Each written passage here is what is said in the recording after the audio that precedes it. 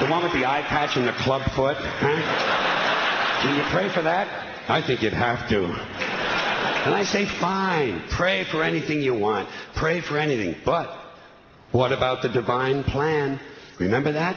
The divine plan. Long time ago, God made a divine plan. Gave it a lot of thought, decided it was a good plan, put it into practice. And for billions and billions of years, the divine plan has been doing just fine. Now you come along and pray for something. Well, suppose the thing you want isn't in God's divine plan. What do you want him to do? Change his plan? Just for you?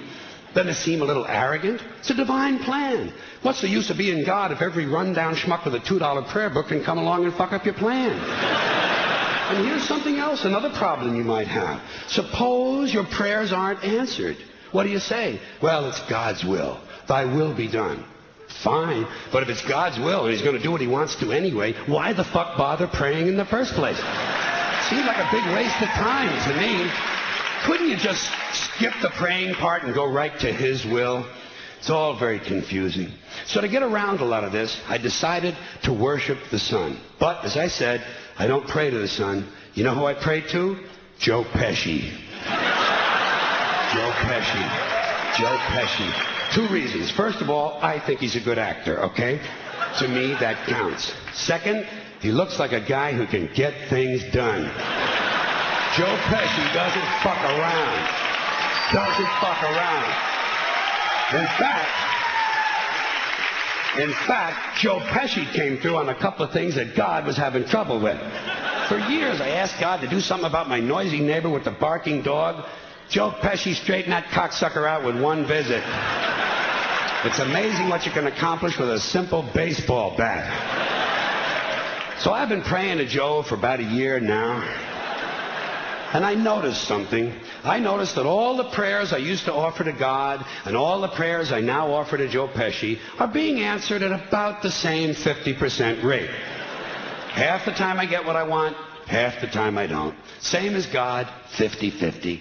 Same as the 4-leaf clover and the horseshoe, the wishing well and the rabbit's foot. Same as the mojo man. Same as the voodoo lady who tells you your fortune by squeezing the goat's testicles.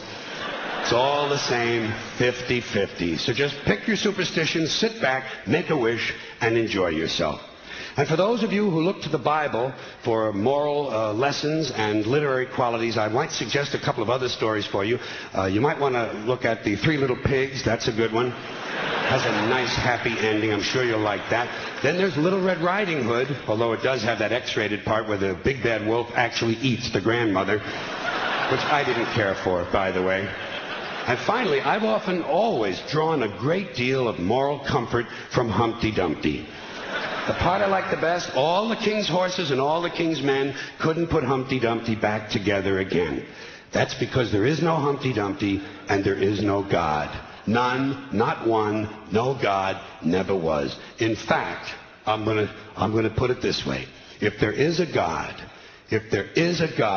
may he strike this audience dead. See, nothing happened. Nothing happened. Everybody's okay. All right? Tell you what. I'll raise the stakes a little bit. If there is a God, may he strike me dead.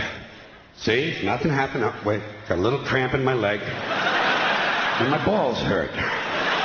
Plus, I'm blind. Oh, now I'm okay again. Must have been Joe Pesci, huh? God bless Joe Pesci. Thank you all very much. Joe bless you. Thank you very much. I appreciate it.